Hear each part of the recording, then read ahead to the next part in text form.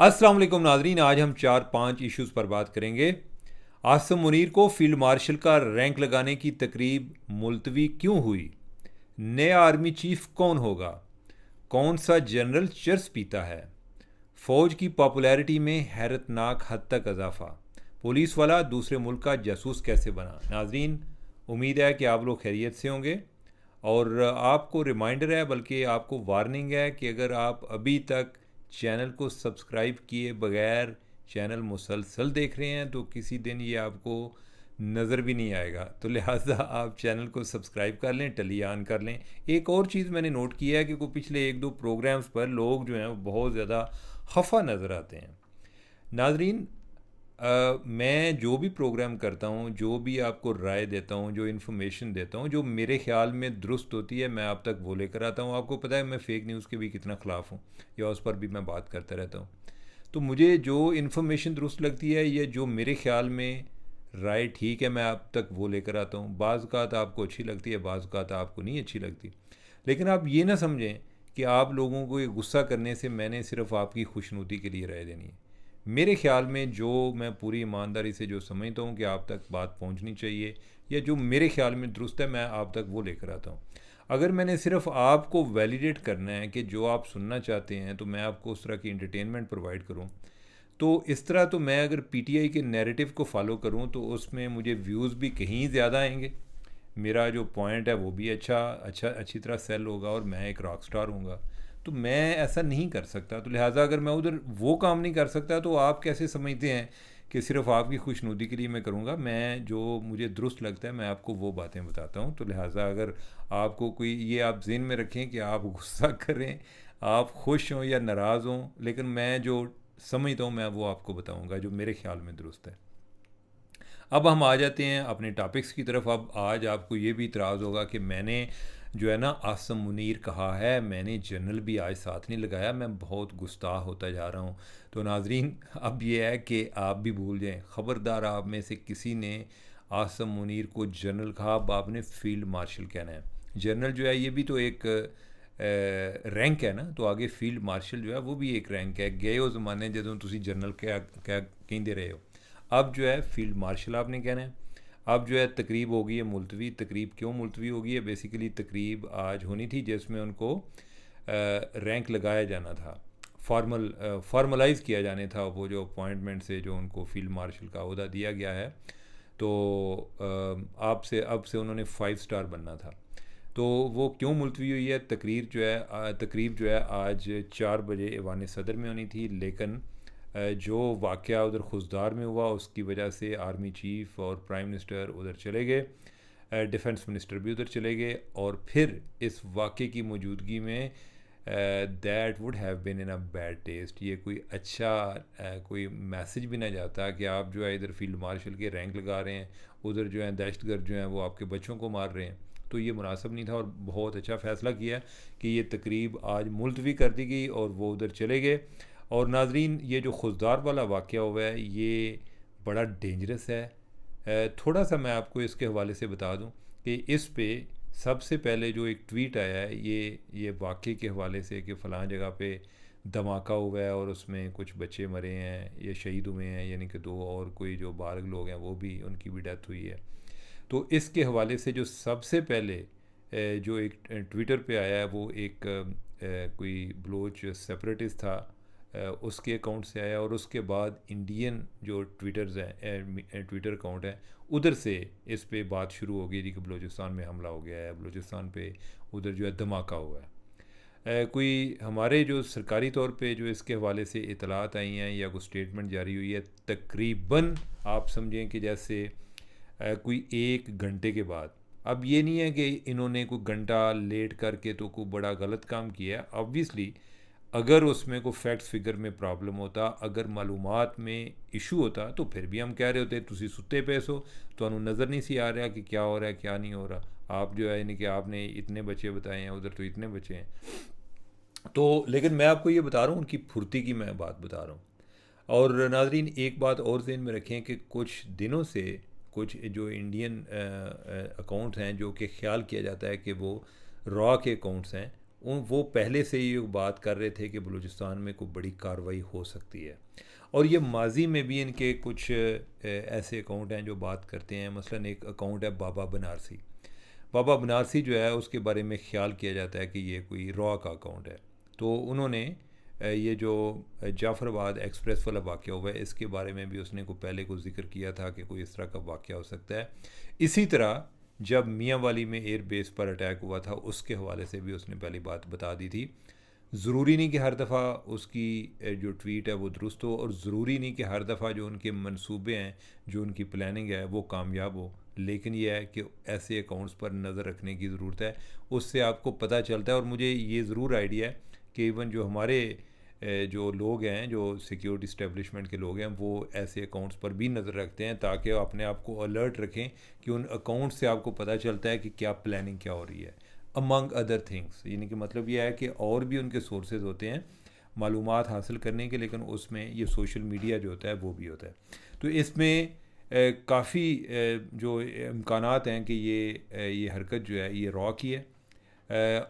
और इसकी वजह यह है कि बलूचिस्तान में कौन ऐसे वाक़यात कर रहा है। BLA वाले कर रहे हैं, अभी भी BLA वाले करेंगे, उन्होंने किया होगा। लेकिन यह है कि चूँकि इसमें बच्चे जो हैं वो शहीद हुए हैं, अभी तक कोई ज़िम्मेदारी कबूल नहीं की। लेकिन मैं आपको पहले बता चुका हूँ कि पिछले दिनों BLA ने एक स्टेटमेंट जारी की थी और उसमें उन्होंने कहा था कि पाकिस्तान को कि एक ये दहशतगर्द स्टेट है, और साथ इंडिया को कहा था कि आप जब हमला करें तो आप हमें भी बताना इस साइड से हम हमला करेंगे। तो लिहाजा BLA वालों को तो इस पे एतराज़ ही नहीं है अपने आप को इंडिया के साथ ब्रैकेट करने में। बाकी लोग जो हैं उनके दिफा में आ जाते हैं। मुझे नहीं आइडिया कि उनको क्या प्रॉब्लम है, या वो कोई जहलियत में लगे होते हैं, क्या उनके मसले चल रहे हैं।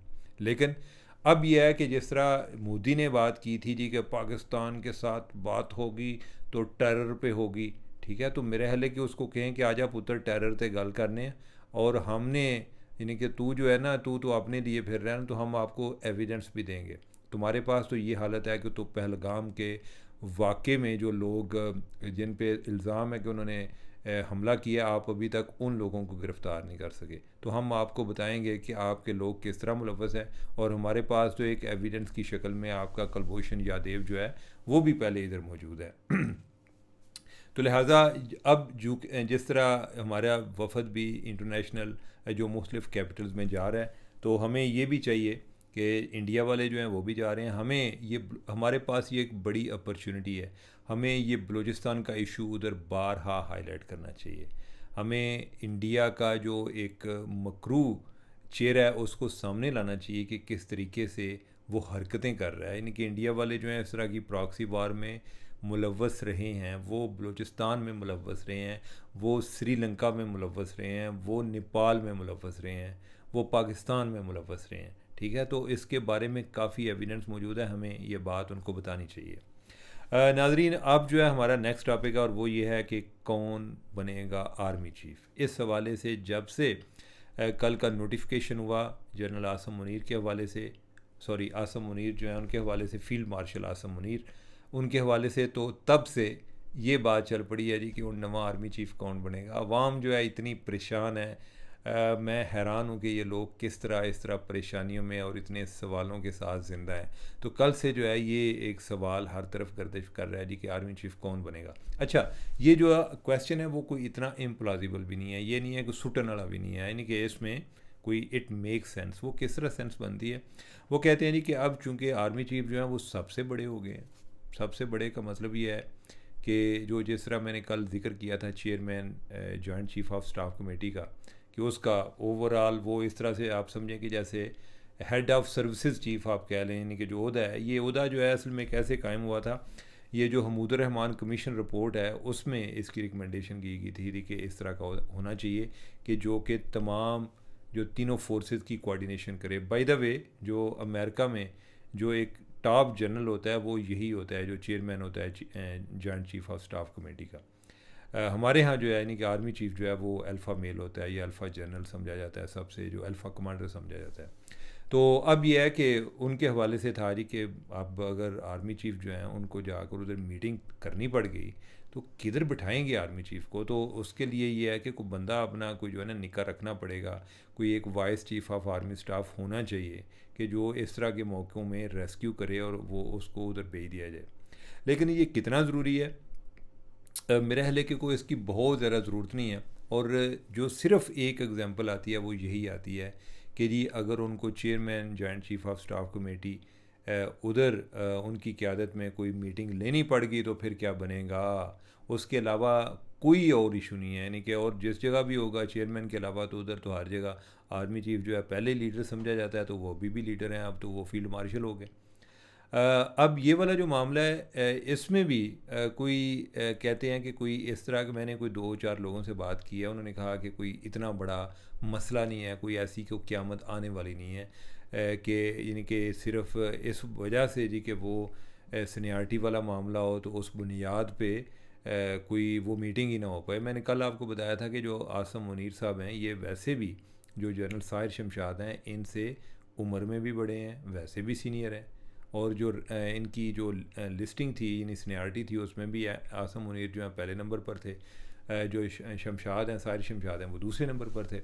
तो अब ये है कि क्या ये इस पे इतना एक रिजिड तरीके से अमल होता है? मेरा नहीं ख्याल होता है। बाज़ का ये होता है कि जो CGS होता है, चीफ़ ऑफ जनरल स्टाफ, जो आर्मी चीफ़ का आगे आप कह लें कि जो उसका PS होता है, वो मीटिंग ले रहा होता है, वो अपने से सीनियर जो जर्नैल है उनकी ले रहा होता है, यानी कि उसमें ये आ रहा होता है कि भाई ये हमारा सबसे इस टाइम जो है वो CGS है उस हवाले से।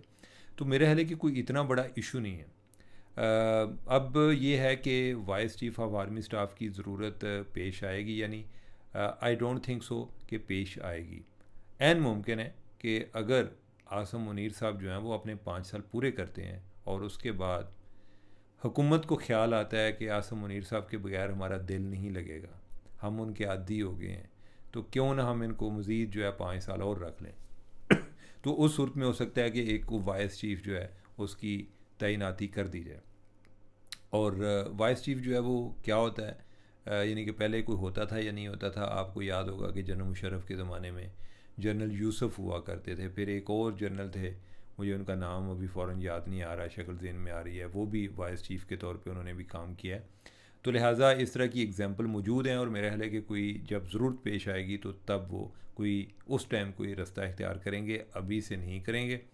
ये ना हो कि यानी कि अभी यानी कि 5 साल से ज़्यादा का टाइम हो तो फिर बार बार वाइस चीफ़ ही जो है वो चेंज करने पड़े। तो आई डोंट थिंक सो कि कोई ऐसा होगा।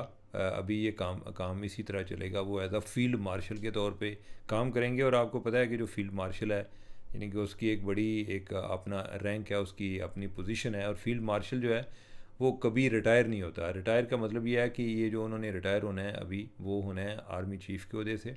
फील्ड मार्शल जो है वो मरते दम तक फील्ड मार्शल है, यानी कि वो किसी टाइम भी अगर उन्होंने कहीं जाना हो तो वो यूनिफॉर्म पहन सकते हैं और वो झंडे वाली गाड़ी पर जा सकते हैं। यानी कि उस लिहाज से इस तनाज़ुर में वो रिटायरमेंट कोई भी नहीं होती। उनके पास डंडा भी होता है, उनके पास झंडा भी होता है, और उनके पास यूनिफॉर्म भी होता है फील्ड मार्शल वाला। तो उन्होंने किसी फंक्शन में तकरीब में शिरकत करना हो, वो सारा वही प्रोटोकॉल मिलेगा जो 5 स्टार जनरल को मिलता है। तो ये रिटायरमेंट के बाद की बातें हैं, यानी कि अभी तो वैसे ही जो है प्रोटोकॉल वो मिल ही रहा है। अब यह है कि हम अपने नेक्स्ट टॉपिक की तरफ आते हैं, और हमारा जो नेक्स्ट टॉपिक है वो है कौन सा जनरल जो है वो चर्स पीता है। तो नाजरीन, ये अभी एक वाक़या जो है ये हुआ है इधर असम्बली में एक स्टैंडिंग कमेटी की मीटिंग थी, और उधर मौजूद थे एमल वली साहब, और उधर आए हुए थे जो PTA के चेयरमैन हैं, PTI नहीं, PTA के chairman, PTA Pakistan telecommunication authority, उसके चेयरमैन उधर आए हुए थे, और उनका नाम है मेजर जनरल हफीज़ुर रहमान साहब। बारेश इंसान है, और जो हरकत आज उन्होंने की है वो बड़ी अजीब सी की है। उन्होंने जो एमल वली हैं, एमल वली जो हैं वो मीटिंग को प्रिजाइड कर रहे थे, तो उन्होंने कहा कि मुझे भी चर्च का सिगरेट दें। अब ये मुझे नहीं समझ लगती कि ये बात शुरू किधर से हुई है, क्योंकि मैंने जो जितना देखा है मुझे कोई उधर जो बंदा मौके पर मौजूद था उससे मेरी बात हो नहीं पाई। लेकिन जो हमने जो वीडियो भी देखी है वो ये है कि मुझे भी चर्च का सिगरेट दें कि जैसे कि जनाब यानी कले कले ना पियो। तो उसमें फिर आगे उन्होंने जो एमल वली है, आपको पता है कि वो भी बड़ा डिसेंट आदमी है जवाब जो देता है, उसने कहा कि आपको क्या तकलीफ़ है, एक सरकारी मुलाजम मुझे कैसे कह सकता है कि तुम चर्च पी कर आए हो। आपको ये जुर्रत किसने दी। अच्छा, यानी कि पॉइंट तो ठीक है कि भाई ये तो बड़ा ही एक कैसे हैं कहते हैं कि बिलो द बेल्ट मजाक है। अब हो सकता है कि जो है एमल वली जो है कोई सूटा शूटा लगाते हो, मुझे नहीं आइडिया। इन्होंने अपनी तरफ से कोई चोट कराई हो कि जी नहीं कि मुझे पता है नहीं कि शायद वो ये कहना चाह रहे हैं, ठीक है। लेकिन जो है टाइम मुनासबत मौका जो है वो डिफरेंट है। इधर जो है कोई बंदा ब्लैकमेल नहीं होता। इधर अगर कोई बंदा ये भी कह दे जी कि मेरे पास वीडियो है, तो वो कहता है कि अच्छा यानी कि तेन होर कोई काम नहीं है तो वीडियो बनाने तो अलावा। तो उसमें फिर जो है यानी कि इस पे जो जनरल साहब हैं उनको भी लगा कि मेरे से गलती हो गई है, और उन्होंने इस पर जो है उन्होंने कहा जी कि मुझसे गलती हो गई है। उस पे जो एमल वली उसने कहा कि अगर आप चर्स और शराब पीते हैं तो ऐसी बातें किया करें। यानी मतलब ये है कि अगर आपका कोई शौक़ है, आप कोई चर्च का सूटा लगाते हैं तो फिर हमसे बात करें, यानी कि अदरवाइज़ आपको ये बात करने की ज़रूरत नहीं है। लेकिन यार ये जो एमल वली को ये भी बात करने की क्या ज़रूरत है जी कि अगर पीते हैं तो क्या मतलब, यानी कि ये है कि पीते हैं तो फिर आप हमसे बात करें, क्या मतलब, यानी कि आप तब रेलिवेंट है। लेकिन ये है कि जो जनरल साहब हैं उन्होंने वैसे बड़ी ही अजीब हरकत की है। आजकल तो चलें ओवरऑल फ़ौज का एक मोराल अप जा रहा है। अदरवाइज़ अगर ये पहलगाम वाले वाक़े के बाद हम कोई अपनी फ़तह के झंडे ना गाड़ चुके होते तो तब जो है ये फिर इस पे और ज़्यादा ये डिस्कशन होनी थी। डिस्कशन तो खैर अभी भी होगी, लेकिन ये है कि जो इस पे अभी कोई यानी कि ये चीज़ काफ़ी वायरल चल रही है।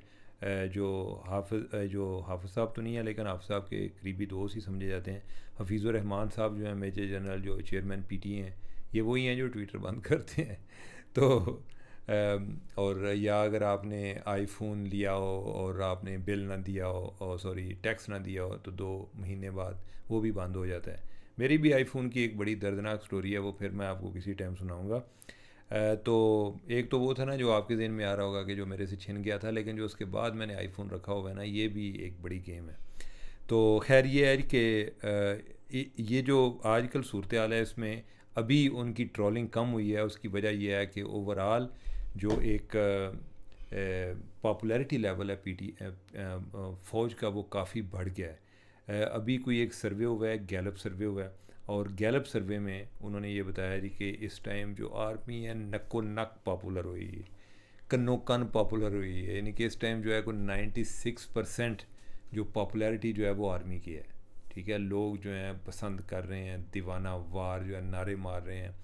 कल मैं देख रहा था कि नमल में कोई डीजी आईएसपीआर गए हुए हैं, उधर के एक स्टूडेंट हैं, वो मुझे बता रहे थे कि जी मैंने अपनी ज़िंदगी में इतना लोगों को कुर्बान होते नहीं देखा, स्टूडेंट्स को, कि जितना वो हर बंदा जो है वो डीजी आईएसपीआर के साथ चिमट रहा था, तस्वीरें बनाने की कोशिश कर रहा था, हैंड शेक करने की कोशिश कर रहा था। तो ओवरऑल जो है इनके इसकी वजह से बड़ा पॉपुलैरिटी ग्राफ जो उनका अप गया, और अभी उसकी जो एक फर्दर वैलिडेशन हुई है वो ये गैलप सर्वे की हुई है। ये सर्वे जो है ये 12 मई से लेकर 17 मई तक के दरमियान किया गया है। और उसमें यानी कि एक तो यह है कि ज़्यादातर लोगों ने कहा कि इंडिया ने साढ़े नाल चंगी नहीं की थी, असा इन्हें बहुत अच्छा किया है। मतलब यह है कि इसने पहले हमें छेड़ा है और फिर हमने इसको जो है ना पूरा सबक सिखाया है। एक तो ये बात जो है वो लोग बड़ी करते हैं। दूसरा जो है उन्होंने कहा जी कि फ़ौज की लिए हमारे दिल में बहुत इज़्ज़त बढ़ गई है और 96% जो है अप्रूवल रेट चला गया। अच्छा, ये वो सारी चीज़ें हैं कि जो हमने कुछ देर पहले तक सोची नहीं थी, यानी कि जितना पीटीआई ने इनको बदनाम किया हुआ था तो लगता नहीं था कि ये ऐसा होगा।